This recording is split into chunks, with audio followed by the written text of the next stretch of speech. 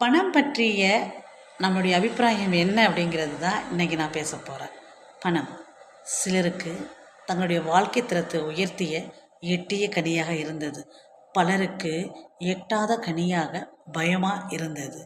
So பணத்தை பயத்தோடு பார்த்தா பணம் நம்மக்கிட்ட வராது.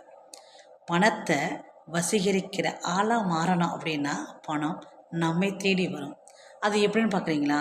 நம்ம சின்ன வயசில் சுட்டித்தனம் செய்யும்போது நம்ம வீட்டில் உள்ள பெரியவங்க யாராவது வெளியில் இருக்கிற மூணாவது மனுஷனை பார்த்து நான் போகிறாங்க ஒரு பூச்சாண்டி, அவங்கள்ட்ட உனக்கு கொடுத்துருவேன், அப்புறம் பிள்ளை பிடிக்கிறவன், அந்த கதையெல்லாம் அவங்கள்ட்ட சொல்லியிருப்பாங்க இல்லையா?